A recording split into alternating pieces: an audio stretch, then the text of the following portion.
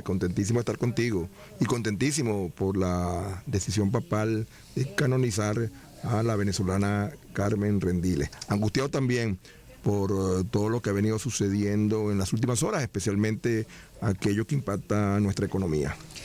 Pues sí, porque es que a este tema se suma la presión inflacionaria que está generando un aumento violento del llamado dólar paralelo, dólar criminal, como se quiera denominar.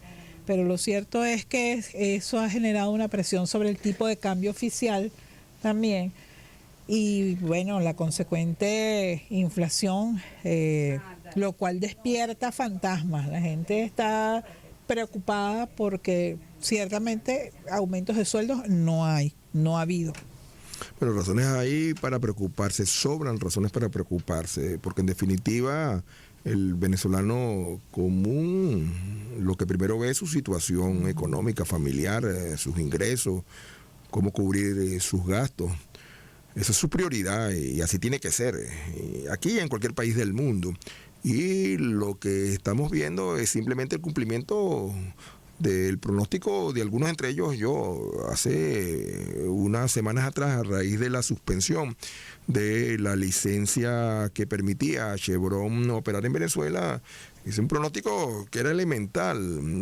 Retirado Chevron del mercado venezolano, retirado los 400 millones de dólares que colocaban mes a mes en el mercado cambiario, era de esperar la disparada del dólar e inevitablemente de los precios, porque ambos ítems están estrechamente relacionados, atados los dos. Y las nuevas decisiones del gobierno de los Estados Unidos hacen mucho más complicada la situación, porque las licencias que se están retirando y los aranceles, que no los mencionaste, que es todavía una cuestión mucho más complicada, que se aplicarán a partir del 2 de abril sobre el petróleo y el gas venezolano, son nuestros cálculos hechos con nuestros técnicos, compañeros profesionales de la universidad a la cual soy rector, de que Venezuela va a perder entre 1.340 y 1.490 millones de dólares mensuales en ingresos. Es decir, el presupuesto de ingresos-gastos de la nación, que fue aprobado a finales del año pasado, se reducirá en cerca de la mitad. Ya adicionalmente a eso se ha venido produciendo una merma como producto de los diferenciales cambiarios. La situación es muy complicada, y aquí otra vez me pongo fastidioso, yo lo sé, pero es que no hay alternativa distinta a que se convoquen a todos los factores protagonistas de la vida nacional y empecemos a entender que es la suerte de Venezuela la que está en juego. Yo te decía antes del programa lo Estábamos siguiente, conversando justamente sobre la situación Venezuela de guerra que está en una situación de ataque, en una situación de guerra no convencional, pero es una guerra. Desde el momento que tú no tienes la oportunidad de colocar tus productos en el extranjero, que bloquean tus cuentas, que impiden la comercialización, o sea, estás en una situación de una agresión, pero absolutamente inaceptable. Y te decía también, y quizás para muchos las cifras no les signifiquen tanto, pero son relevantes, Alemania, Japón, después de la Segunda Guerra Mundial, sus economías, después de 4 años de bombardeos, incluso de ataques nucleares, se derrumbaron alrededor del 50% por esa guerra. Siria, después de 15 años de guerra civil, su economía se redujo más o menos en ese porcentaje. Venezuela ha perdido en los últimos 10 años cerca del 82% de su Producto Interno Bruto. Es decir, las consecuencias de lo que ha sucedido sobre Venezuela son peores que las que hubo sobre los países derrotados en la Segunda Guerra Mundial. Eso sin contar, porque eso es otro drama, los muchos que se han ido y que hoy son maltratados, por cierto. Hoy empieza a sentirse el efecto de las licencias que este fin de semana se eliminaron, pero en este momento, y de verdad que también angustia, porque hay muchísimas familias, y yo estoy seguro que nos están escuchando en este momento, que están afectados también.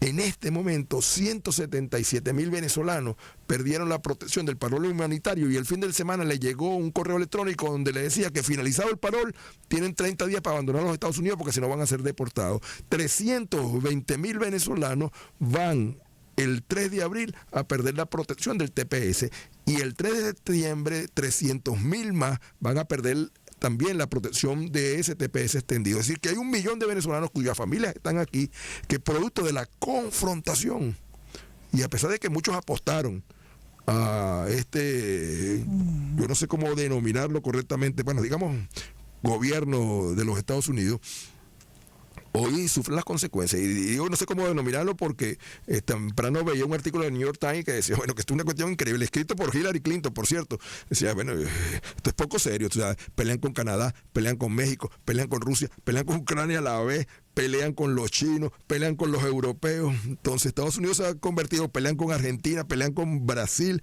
en un matón de barrio que pretende imponer su manera de hacer las cosas. Sí. Pero de la manera más arbitraria. O sea, es absolutamente asombroso. Estamos en una situación delicada, pero con el mayor respeto, yo hoy, una vez más, llamo a que todos, absolutamente todos los que nos duele Venezuela, comprendamos que solo unidos, por encima de cualquier diferencia, vamos a poder sacar a este país adelante. En estas circunstancias, asediados desde afuera y con severas restricciones, no hay alternativa distinta de entenderlo. Y tanto el oficialismo como la oposición tienen esa gran responsabilidad de enterrar sus odios, su confrontación. Para llamar nuevamente mesas de diálogo, acuerdos nacionales. ¿Cómo lo ves? Imperiosamente necesario, urgente. O sea, debemos reinstalar los equipos de trabajo en áreas claves. ¿Qué hacer, por ejemplo, que es quizás lo más importante, en el área económica para enfrentar la suspensión de las licencias? ¿Qué hacer con las restricciones para la colocación de nuestros crudes y nuestro gas? ¿Qué hacer con la disparada del dólar? No solamente hablo del permuta, sino también hablo del BCB, porque ese también ha venido incrementándose. ¿Qué hacer con la situación salarial? Esther, yo no discuto de que hay severas dificultades para que el gobierno de la República tenga recursos, porque, bueno, soy diputado, aprobé un presupuesto, cuestioné su aprobación en el modelo que se aprobó, porque decía que había que indexarlo, atarlo a una moneda fuerte para evitar precisamente lo que está pasando. Pero ¿cómo hace alguien de pensionado, jubilado de los seguros sociales, después de años y años de trabajo, para existir con los 130 bolívares, que es lo que siguen pagando de la pensión? A pesar de que en mayo aprobamos un impuesto especial, un paraimpuesto a los comercios para mejorar las pensiones, a pesar de eso se sigue pagando 130 bolívares. ¿Cómo hacemos? Digamos al dólar BCB, para no meternos en follones, ni tú, ni yo, ni uno radio. ¿Qué hace con menos de $2 mensuales? ¿Qué hace un asalariado de la administración pública? La partida 401 del presupuesto nacional muestra que casi 5 millones de trabajadores de la administración pública están en salario mínimo. Sí, reciben a veces una cesta complementaria, reciben un bono, pero eso no es salario. ¿Cómo hacen? Entonces es un problema grave que no se resuelve de manera excluyente, no se resuelve solo por un sector de la vida nacional. Yo hago un llamado respetuoso, pero ya en este momento lleno de angustia, al señor presidente de la República para que convoque de emergencia a todos los sectores de la vida nacional para que enfrentemos juntos esta gravísima situación. Yo también lo dije fuera del programa y lo digo ahora. Bueno, del presidente de la República a Cipriano Castro hay un trecho larguísimo en cuanto a disposición, formación, equipo. Pero Cipriano Castro en 1903 enfrentó una situación menos difícil que la que ahora enfrenta Venezuela, cuando los buques del Reino Unido, Italia y Francia bloquearon nuestros puertos. ¿Y qué fue lo primero que hizo Cipriano Castro? Llamó a todos los venezolanos a unirse alrededor de la defensa del país. Y se sumó todo. Hasta José Gregorio Hernández. Te lo dije la otra vez en un programa aquí y tú te pusiste cara de duda. El Mocho Hernández, que era su principal opositor, que había estado enfrentándolo con las armas, que estaba preso, pidió, sáqueme de aquí que yo quiero luchar por Venezuela. José Gregorio Hernández, médico, fue y se enroló en el ejército de Caracas. Y estoy para defender a Venezuela. Entonces, señor presidente de la República, usted es el llamado para unirnos a todos hoy en la defensa del país. No son los chavistas, no son los opositores los que sufren las consecuencias de lo que está pasando. Somos todos los venezolanos sin excepción, porque es el empresario, es el emprendedor. Sí, también. Bueno, por eso mencioné hace un rato que 1 millón que están fuera hoy están en una situación que no se la deseo a nadie. En Estados Unidos, sin contar los que están en el resto del mundo. Es que hace un tiempo atrás algunos decían, bueno, yo me voy del país, ahora ¿dónde se va ahí? Tenemos que resolver nuestros problemas aquí. Porque lamentablemente, por las razones que sean, la xenofobia ha hecho crisis contra los venezolanos y también en poquísimos países nos aceptan. Estaba leyendo esta mañana las regulaciones que acaba de aprobar Italia para los familiares de italianos que hasta la semana pasada tenían facilidades para obtener su ciudadanía italiana. Se la acaban de bloquear. España está también colocando restricciones para la llegada de extranjeros, especialmente latinos. Entonces, no hay alternativa que buscar soluciones en Venezuela. Y eso tenemos que hacerlo juntos, sin confrontar, entendiéndonos, en algunos casos sacrificando posiciones, pero sobre todo por el mañana que viene. No hay nada más peligroso que esta situación que estamos viviendo, porque ya el drama de la existencia diaria del venezolano es muy grande, es muy grande, y todos lo sufrimos. Quienes están escuchando lo saben. Así es. Estamos conversando con Luis Eduardo Martínez, diputado de la Asamblea Nacional por el Estado Aragua. Ahora, también están en las puertas elecciones. La semana próxima se inicia el periodo de inscripción de candidaturas. ¿Cómo está Acción Democrática para ese proceso de elecciones? Porque bueno, ya ustedes han dicho que van a elecciones. Si vamos a elecciones, que la única solución a los problemas del país, a las diferencias por el poder, tiene que ser electoral y en paz.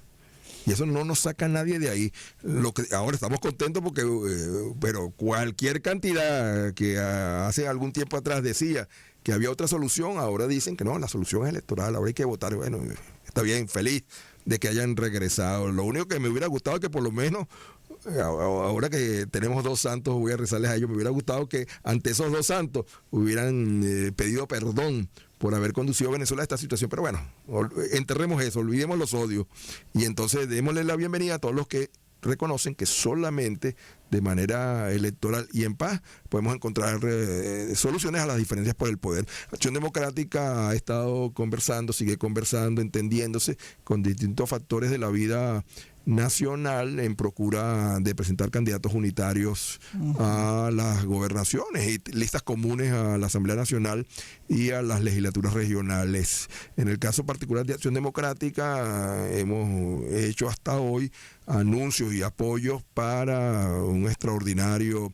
exalcalde merideño, Alcides Monsalve, como candidato a gobernador de Mérida, a una extraordinaria alcaldesa muy humilde, la tuviste aquí por cierto hace poco, a Magda, alcaldesa de Mellado en El Sombrero, a la gobernación de Guárico, a un dirigente muy probado, Eric Polanco, como candidato a gobernador de Apure. Bueno, y lo digo con mucha humildad, y a mí me están postulando como candidato a la gobernación de Aragua. Ayer, por cierto, estuve con los jefes de 18 partidos políticos en Aragua que se han sumado a la candidatura, han venido haciendo anuncios parciales.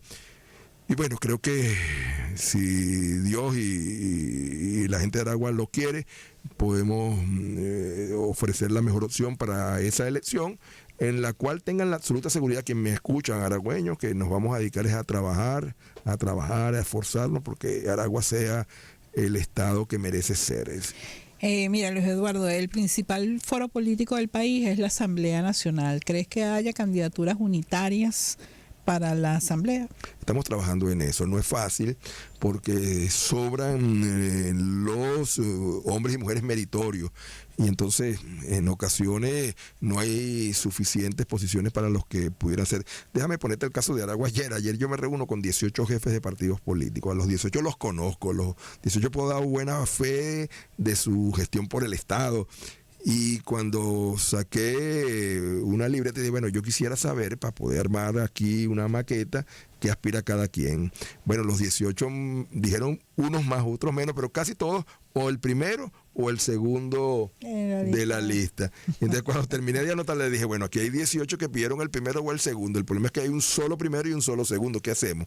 Entonces quedamos en que mañana nos vamos a volver a reunir en busca de un método. Entonces ese es el gran problema que se tiene. Bueno, esperemos que haya humo blanco de aquí a la próxima semana. Bueno, y esperemos que al mediodía también conozcamos quiénes son los candidatos del gobierno. Bueno, estamos en la expectativa, ¿no?